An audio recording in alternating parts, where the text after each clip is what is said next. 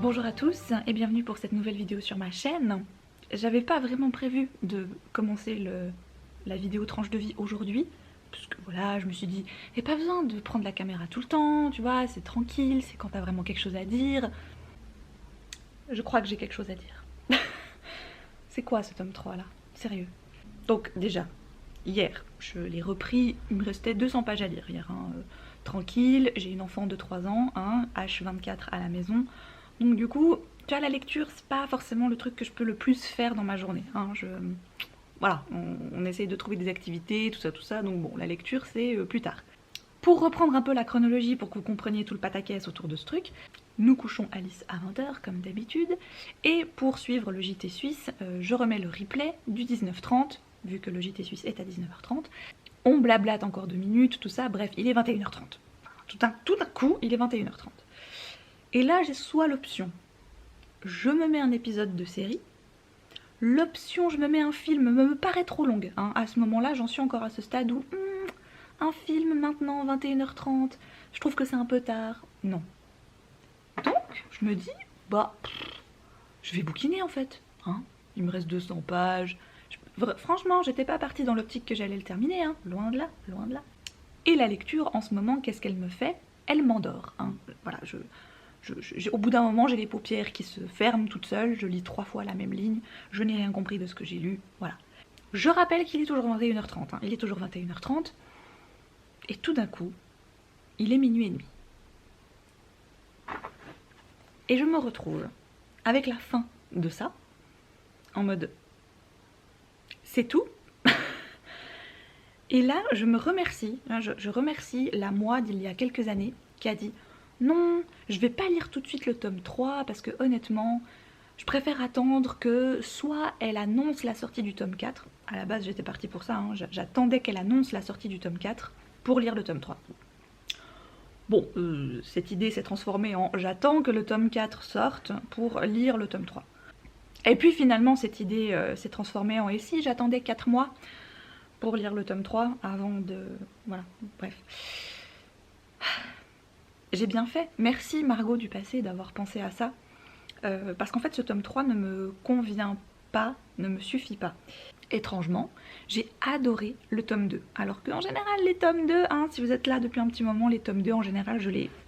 Voilà, j'aime pas les tomes 2. Et j'ai adoré le tome 2. J'ai fait waouh, mais enfin un tome 2 qui apporte vraiment un truc, qui vraiment est inédit, que c'est pas juste une passerelle, voilà, il est vraiment top. En fait, le tome 3 est un tome 2. Dans le tome 3, il ne se passe rien pendant la moitié du bouquin.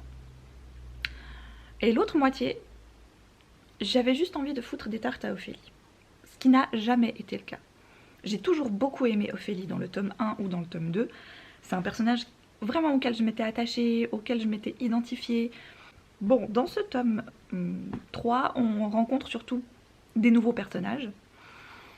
Mais du coup, on laisse un peu tomber les anciens. Et moi qui adore Bérénilde, qui adore Archibald s'il vous plaît, voilà, hein. Et bah là, pouf, on a 3 pauvres chapitres sur eux, sur presque 500 pages, voilà. En fait, je pense que ce qui m'a déplu aussi, c'est que toute la première partie, c'est long en fait. C'est normal, je comprends l'idée derrière de devoir expliquer un peu les trucs qui se passent à travers, voilà, la mémoire de Babel. On se retrouve sur l'arche de Babel, ce n'est pas un secret, c'est sur la couverture. Donc, tu es sur une nouvelle arche que tu ne connais pas du tout, il va falloir appréhender des nouveaux codes, l'autrice doit te présenter cette nouvelle arche. Quoi de mieux que de mettre un personnage qui n'y connaît absolument rien à cette arche, ou le minimum, et qui va devoir partir un petit peu de zéro. Déjà de 1, c'est super long. Dans un premier tome, ok, mais dans un tome 3, c'est super long. Et de 2, c'est du déjà vu. T'as déjà dû faire ça pour la première arche, en fait, pour le pôle. Quand Ophélie arrive au pôle la première fois, c'est une novice de cette arche, elle n'y connaît absolument rien. Et donc elle découvre, et donc le lecteur découvre à travers ses yeux. Là, je comprends l'idée de, voilà, de reprendre un peu ce schéma-là. Et en même temps, c'est long. C'est terriblement long en fait, hein, voilà. Donc c'est pas inintéressant parce que du coup on apprend des choses sur Babel, mais bon, limite quand tu vois le nombre d'arches qu'il y a, tu te dis est-ce qu'on va faire ça avec toutes les arches parce qu'on n'est pas sorti de l'auberge. Voilà. Et pour la suite, je suis désolée, je vais devoir spoiler. Je vais vous mettre un petit attention 3, 2, 1, spoiler quelque chose, et je vous mettrai le timer auquel vous pourrez revenir et auquel je vais arrêter de spoiler. Mais là, j'ai besoin que ça sorte. J'ai saoulé Vincent hier soir avec ça. Le pauvre, il a jamais lu La Passe Miroir, il sait pas du tout de quoi je lui parle, et il a acquiescé comme ça, genre ah je comprends. Et je l'adore pour ça parce que il y connaît absolument rien. Il a jamais lu, il sait pas ce qui se passe dans ses livres, et il acquiesce, et il pose des questions. Je sens que le mec est intéressé derrière, quoi. Il me fascine, il me fascine. Donc, parlons de la relation entre Thorne et Ophélie. Je suis désolée, je n'arrive pas en fait. Je pensais être Thorne, Ophélie, tout ça, oui, maintenant ils sont mariés, machin, machin. En plus, ça fait 3 ans qu'ils se sont pas vus, du coup ils vont se retrouver et ça va être trop beau et tout. Et en fait, j'ai trouvé que cette relation, enfin, ouais, peut-on appeler ça une relation, je ne suis même pas sûre, arrivait et tombait comme un cheveu sur la soupe, comme ça, genre mais de où? C'était un flocon de neige au beau milieu du mois de juillet. Il y a eu 2 scènes avant ces fameuses retrouvailles, on va dire pseudo-retrouvailles, qui m'ont un petit peu dérangée de la part d'Ophélie, où j'étais là, non mais attends, c'est Ophélie qui parle là? C'est pas possible. Je vous ai bougé parce que j'en pouvais plus, il me fallait une nouvelle position. Bref, donc première scène qui m'a dérangée. Donc elle est avec Blasius, ils sont dans ce fameux café-théâtre clandestin, tout ça. Et la musique est super forte, ils ont de la peine à s'entendre.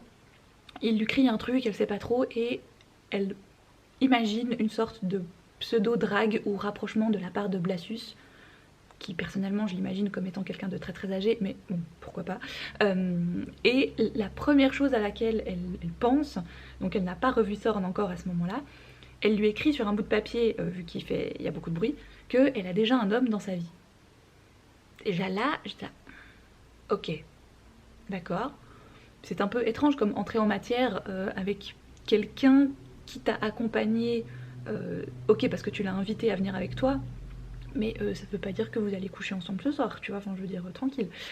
Et donc déjà rien que là j'étais là, c'est pas Ophélie ça, enfin je sais pas, Ophélie, je la voyais pas faire ça en fait, voilà. Et la deuxième scène c'est avec Octavio.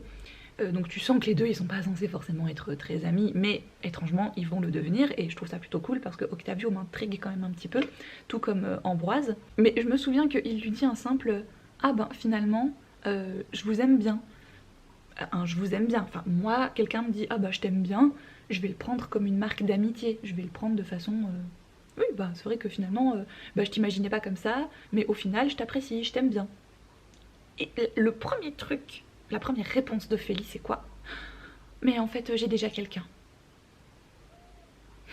Le rapport, je cherche les connexions, elles se sont faites où? Oui, t'es d'accord avec moi, Mira, hein. Et j'ai trouvé ça très bizarre, c'est vraiment 2 scènes qui m'ont mise un peu mal à l'aise pour Ophélie, parce que je me disais, mais c'est pas... Pour moi, c'est pas Ophélie. Mais quoi? Mais viens! Revenons ensuite à Thorne et Ophélie.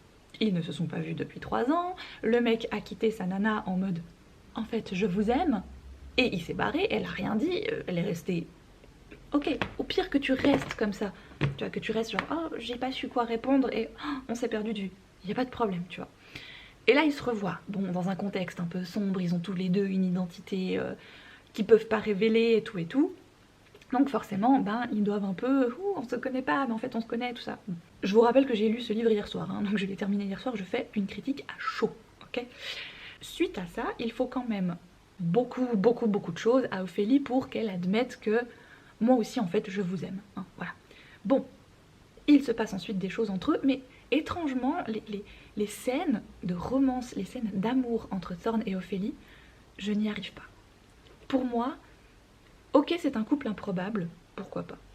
Je suis pour les couples improbables, j'aime bien les couples qui normalement, tu te dis ils vont pas ensemble et tout, mais j'avoue que le petit truc que j'aurais aimé, hein, et là on parle purement de moi, de ce que moi j'aurais voulu lire, et ça ne m'empêche pas d'apprécier en fait le bouquin en tant que tel, parce qu'il y a ce côté addictif, hein, tu tournes les pages de plus en plus vite, tu veux comprendre le tenant et l'aboutissant. Finalement, j'avais beaucoup plus d'intérêt sur toute la quête des esprits de famille, de Dieu, qui était l'autre, tout ça, les meurtres, il y a quand même eu des meurtres et des accidents assez graves à Babel, et Là, en fait, à ce moment-là, le seul truc qui m'intéressait pas, c'est tout d'un coup le truc qui est arrivé. Oui, je t'assure, c'était ça.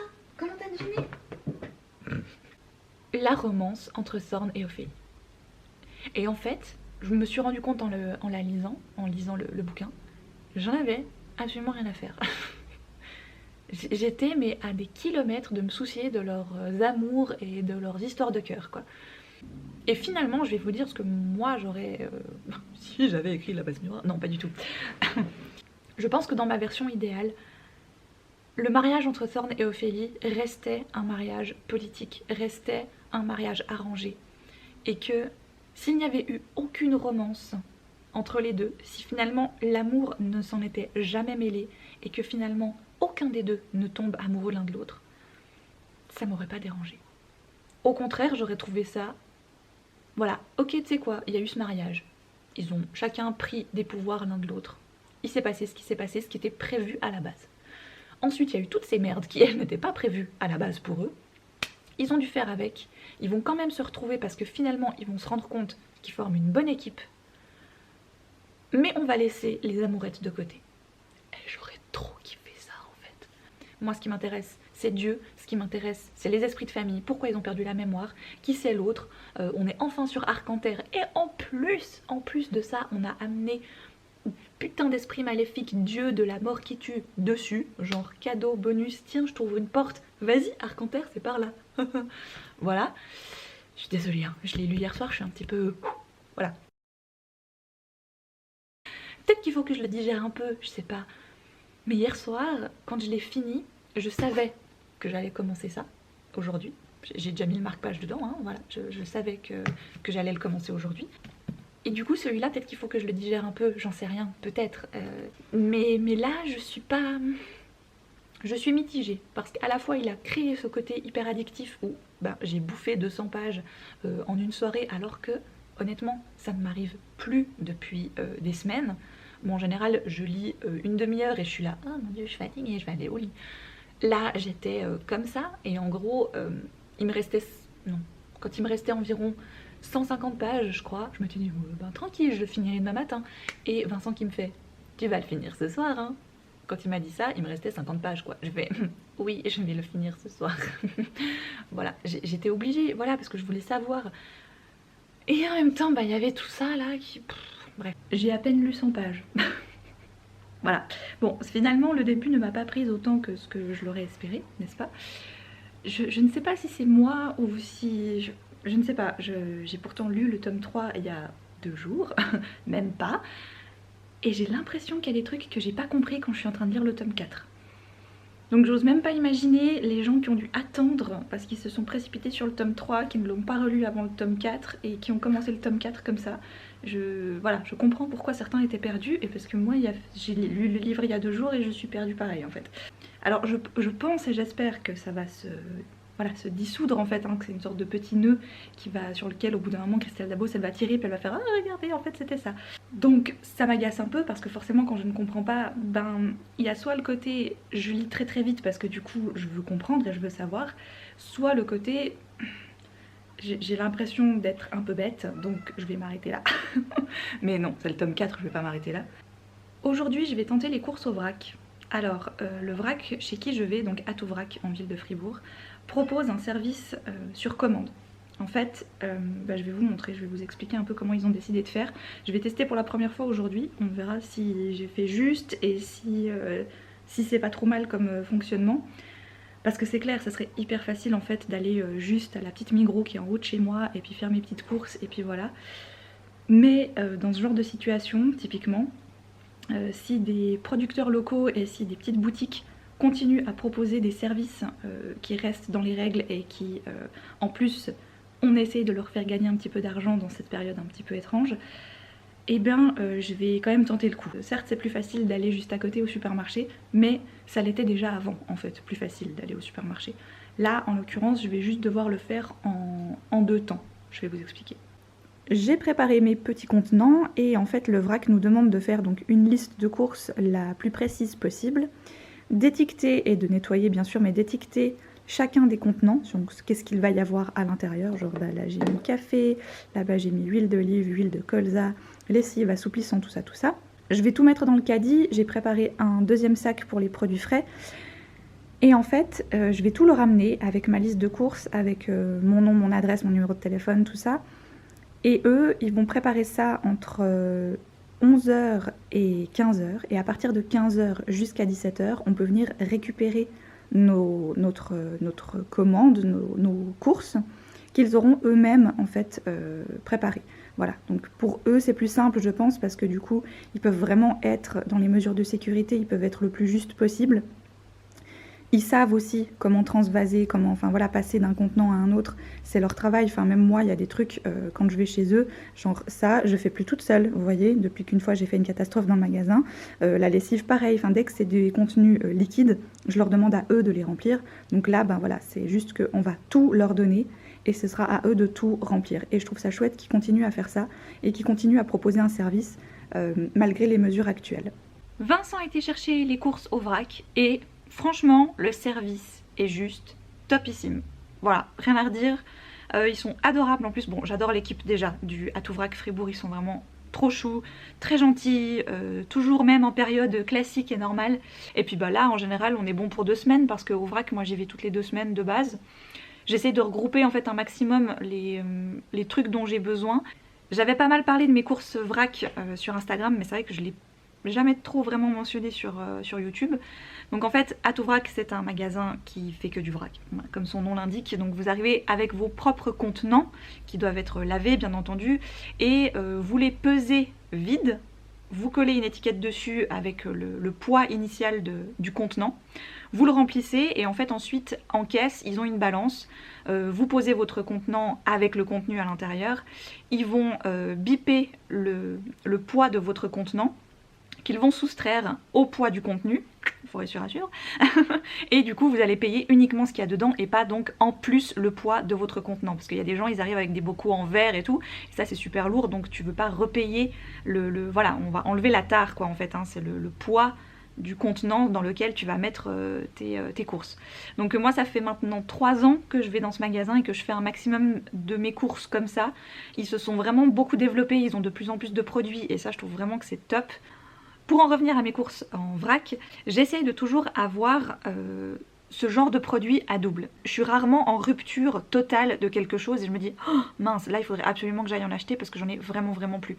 J'ai toujours, par exemple le liquide vaisselle, donc on peut aussi prendre le liquide vaisselle chez eux. J'ai toujours 2 bouteilles de liquide vaisselle. J'en ai une qui est en cours, donc c'est celle que j'utilise actuellement par exemple, et l'autre est soit en réserve, soit elle est vide. Mais je sais qu'à mon prochain passage au vrac, je vais remplir ma bouteille de liquide vaisselle. Mais ce qui n'est pas urgentissime, vu que j'ai toujours celle qui est en cours sur l'évier.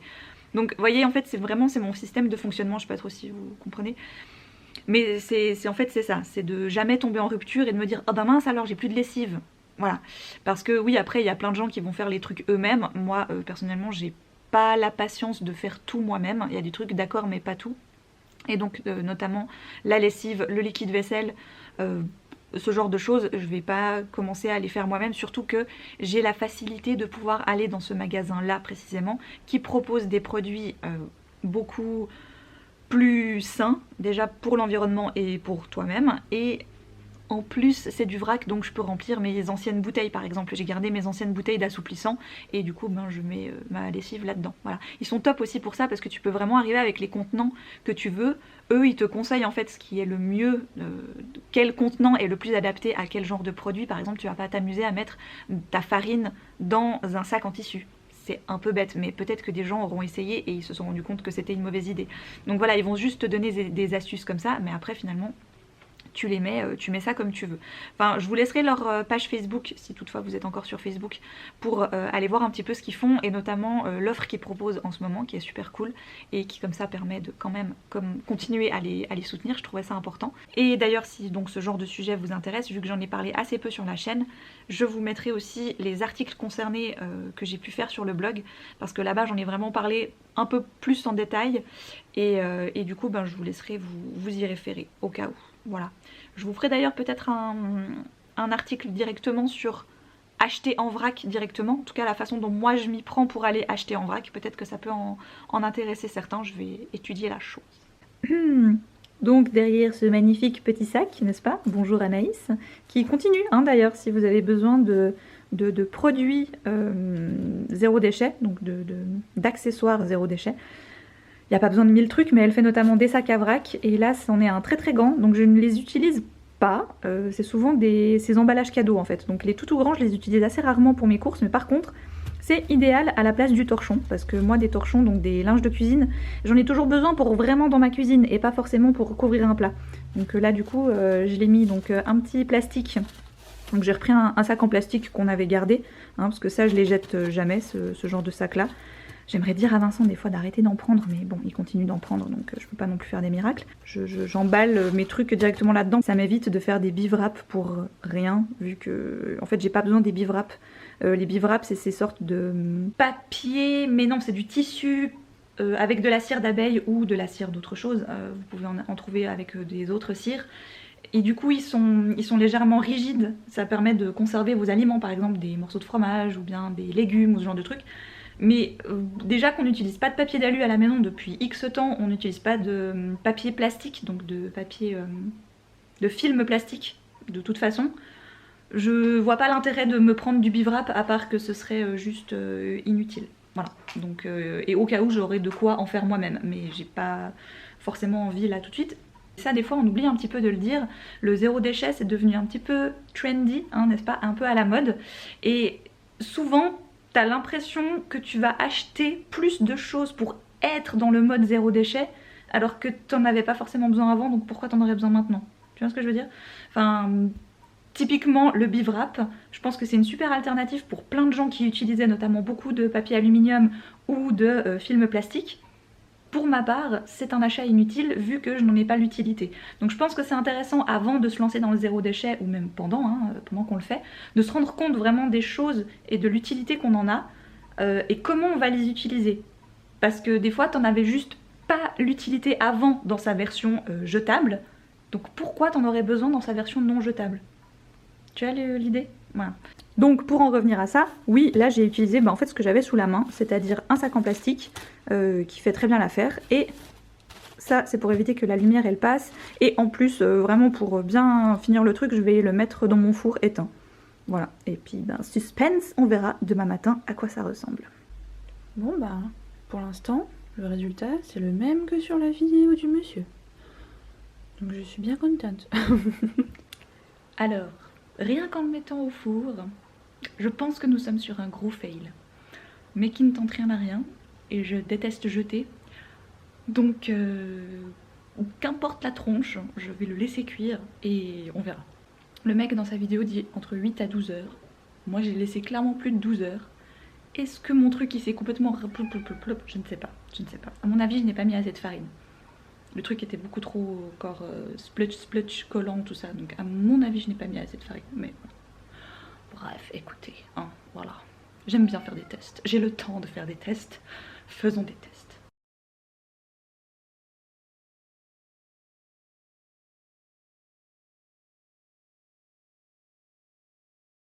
Ma hotte de ventilation est en plein fonctionnement, désolée pour le bruit.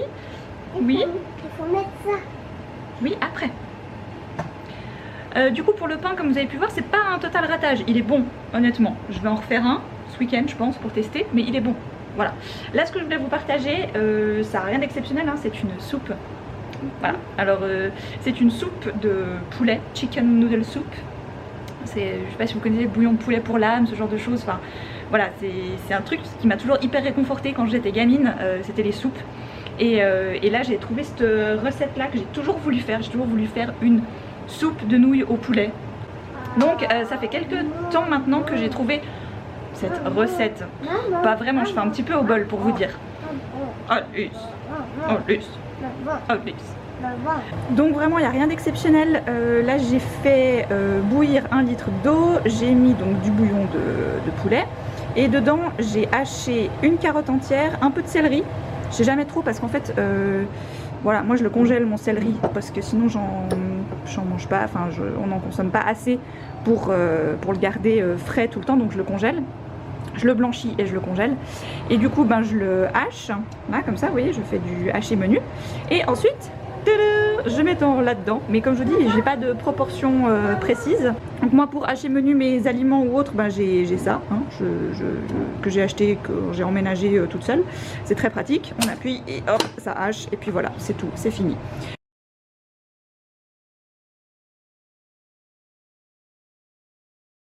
Je sais plus ce que je voulais dire moi.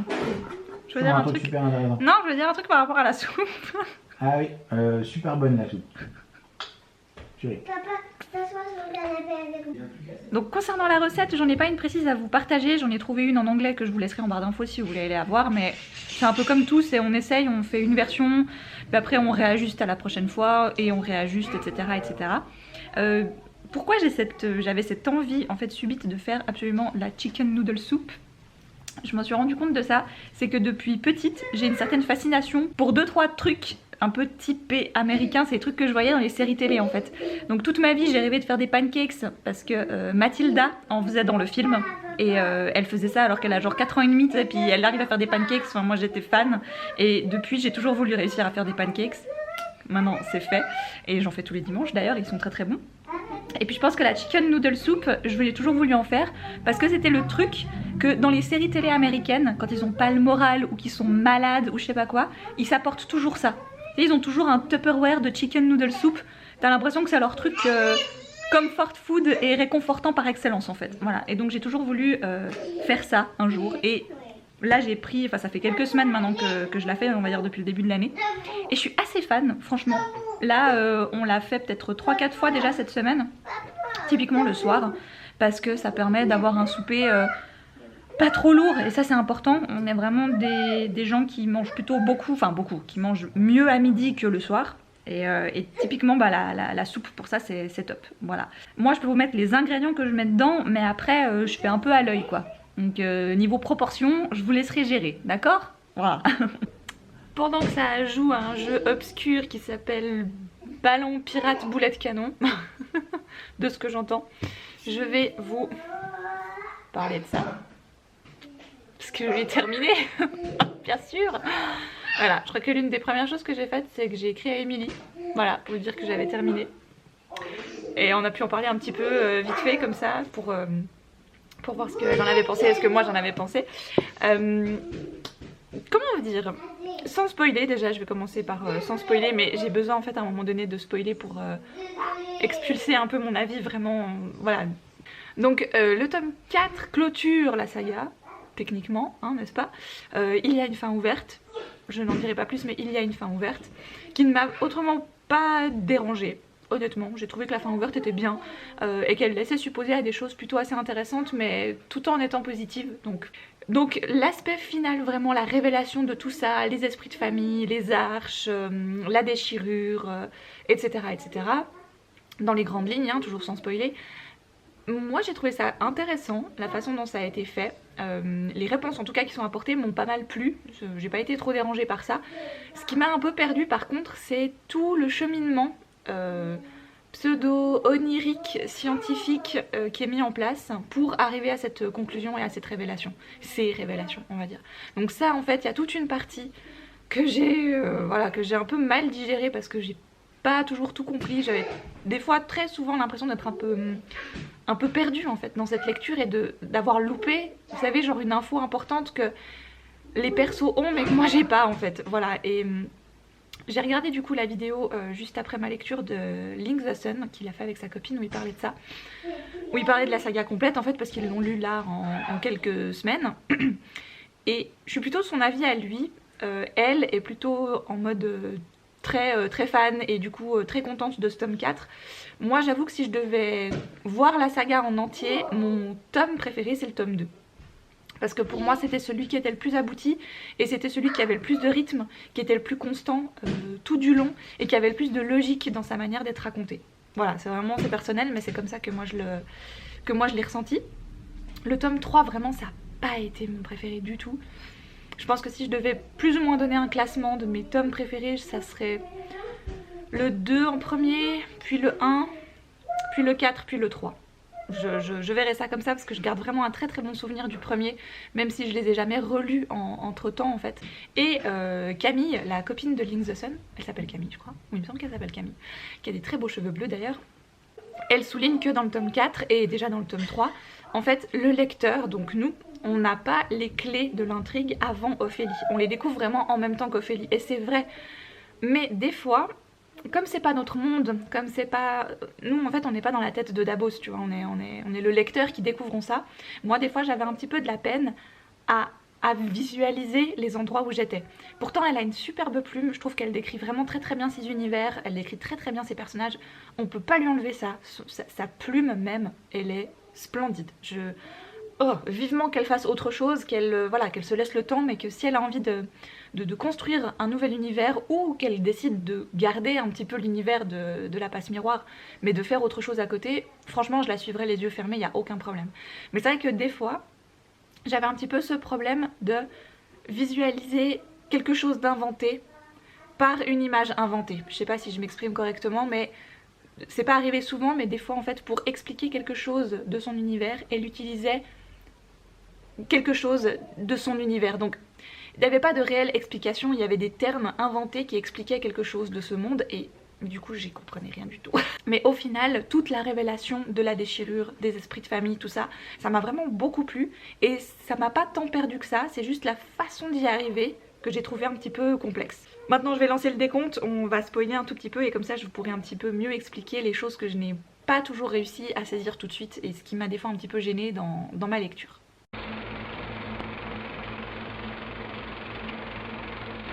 Donc déjà rien que ça, les échos, c'est le titre du tome 4 et honnêtement pour moi de mon côté j'ai pas toujours compris ce concept des échos.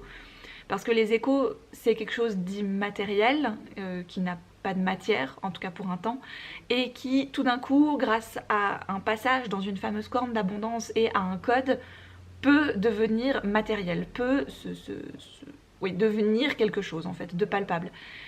Et c'est là que Davos a commencé à me perdre un chouïa avec toute cette histoire d'écho.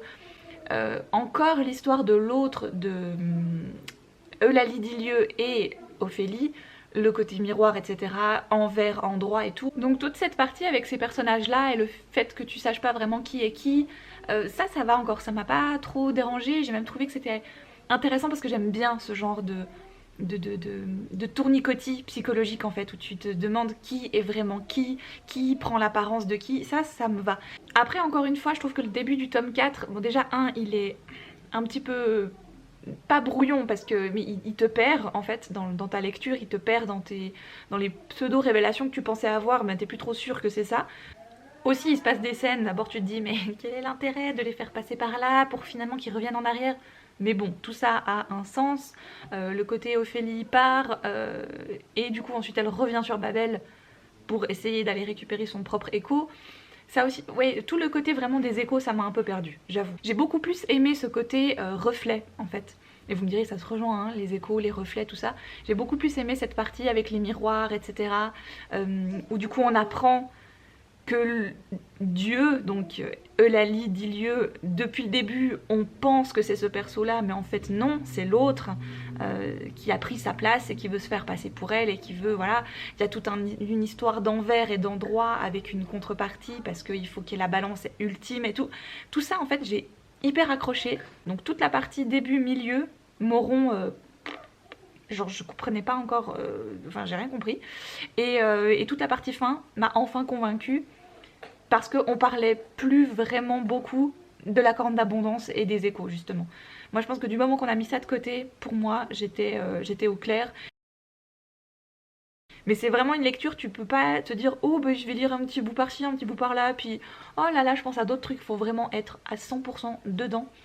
Parce que si t'es pas à 100% dedans, voilà, moi des fois j'ai essayé de lire quand Alice était autour ou que voilà, et c'est clair que si tu te fais déranger toutes les 2 lignes, ça va pas le faire, voilà. Donc j'ai pris un peu plus de temps que ce que j'aurais vraiment voulu pour le lire.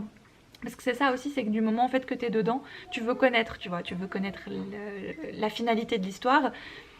Mais quand t'as pas l'occasion de pouvoir avoir genre 1 ou 2 heures à toi pour lire, bah c'est compliqué. Voilà, donc du coup je devais attendre à chaque fois d'avoir un petit peu de calme autour de moi. Et en ce moment, comment vous dire mais c'est pas grave, franchement c'est pas grave, j'ai apprécié ma lecture. C'était un peu long jusqu'à ce que j'arrive aux peut-être 150 dernières pages, je dirais. Mais arrivé aux 150 dernières, c'était hyper bien. Mais je trouve que malheureusement les tomes sont assez inégaux. Mais dans l'ensemble, quand tu regardes la série d'un œil comme ça vraiment sur la totalité de la série, non c'est top. Franchement c'est hyper bien. C'est hyper bien parce que il n'y a pas de facilité. C'est pas une série qui te dit tu vas juste passer un bon moment et tu verras, ça se lit comme ça en fait. Non, t'es quand même obligé de te creuser la tête, t'es quand même obligé de réfléchir. Tu peux pas juste te dire oh bah je lis ça parce que c'est sympa. Non, tu lis ça parce que t'as envie un peu de te triturer les ménages quoi, voilà. Alors bien sûr encore une fois c'est un avis à chaud, j'ai terminé hier. Après ça je n'ai encore rien commencé, c'est assez rare hein. Je vous le disais en général quand je finis un livre j'aime bien en recommencer un nouveau direct. Et là hier il y avait trop de trucs qui tournaient, j'étais là en train de réessayer de comprendre des trucs que j'avais pas compris. Et au final en fait c'est ça, je pense qu'il faut le digérer un petit peu. Si j'avais fait ma vidéo typiquement hier, dès que je l'avais terminée, je pense que j'aurais limite pas dit les mêmes choses. Voilà, donc j'étais de 1 très contente de pas vous en parler tout de suite, de 2 très contente d'en avoir vite parlé avec Amélie, on en a pas parlé longtemps mais juste voilà voir ce que elle en avait pensé parce que du coup j'avais pas été voir ces vidéos qui parlaient de la passe miroir pour éviter d'avoir en fait un avis aussi, c'est ça.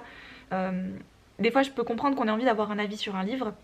Moi je vous l'ai déjà précisé dans une précédente vidéo, c'est pas un truc que j'aime trop. En général quand je vois que quelqu'un aborde un livre que j'ai envie de lire mais que je n'ai pas encore lu, j'évite de regarder ce qu'il a à dire parce que j'ai trop peur que son propre avis, même s'il me donne aucun indice sur l'intrigue, voilà, m'induise en erreur en fait, que je garde l'avis de cette personne en tête pendant que je vais lire le livre et du coup voilà, ce serait pas mon propre avis qui en sortirait. Donc là je me suis vraiment éloignée de tout avis concernant ce tome 4. J'avais vu bien sûr, parce que j'ai pas pu passer à côté, un peu de ce que Dabos avait ramassé dans la tronche. J'ai suivi ça de très très loin, donc je peux pas vraiment me prononcer sur l'affaire, mais je sais que beaucoup ont été déçus de ce tome 4, que certains ont pas eu ce qu'ils voulaient. Clairement, Dabos n'a pas été dans la direction que moi j'aurais vu. Plus ou moins, on va dire, il y a des trucs qui se sont regroupés avec ce que je voulais, mais on n'a pas pris les mêmes chemins pour y arriver, hein, par exemple. Mais après voilà, c'est son choix quoi en fait, c'est son livre, elle a décidé de faire ça comme ça, elle voulait mettre ces éléments-là à l'intérieur, tant mieux en fait, voilà. Laisse-toi juste prendre par l'histoire. Peut-être que l'autrice elle va aller dans ce que toi tu voulais et peut-être pas. Et si elle va pas dans le sens que toi tu voulais, eh ben tant pis, c'est pas grave. C'est pas ton univers, c'est le sien. Elle est libre de faire ce qu'elle veut avec. Désolée. Bon, je disais quoi? Je parlais de la communauté de Dabos, qu'elle est quand même assez proche de sa communauté, tout ça, et que du coup je trouvais que ce qui s'est passé, bien que j'ai pas vu exactement ce qui s'est passé, mais j'ai compris qu'en fait elle s'était pris un retour de flamme assez important et que j'avais trouvé ça pas très cool quoi. Voilà. T'as le droit d'expliquer pourquoi t'as pas aimé un bouquin, t'as le droit de dire que t'aimes pas un livre, honnêtement je suis totalement d'accord avec ça. Il y a la façon de le faire quoi, voilà. Moi je suis toujours un petit peu perplexe face à ça. Moi quelqu'un qui me dit ce livre c'est une grosse merde et je comprends pas franchement pourquoi il a le succès qu'il a, je vois pas l'intérêt, voilà. Pour moi je suis ok qu'on dise qu'on n'aime pas un livre, mais alors du coup tu exposes un peu ton avis de façon différente. Il y a toujours la façon de le dire. Est-ce que tu l'aurais dit pareil à quelqu'un s'il était devant toi? Si t'as Dabos en face de toi, est-ce que tu vas lui dire ton livre c'est une grosse merde? Je pense pas, honnêtement. Mais après, bon, je peux me tromper, hein. Mais ouais, j'ai pas trouvé que c'était forcément... Enfin, j'ai l'impression que ça a pas été fait de façon très correcte. C'est ça qui me déçoit un petit peu.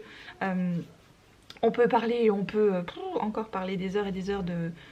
Est-ce qu'il faut dire quand on n'aime pas un livre? Bien sûr, moi je suis pour les avis négatifs, je trouve que c'est hyper important de dire quand on n'aime pas un livre, mais du moment qu'on le fait de la bonne façon.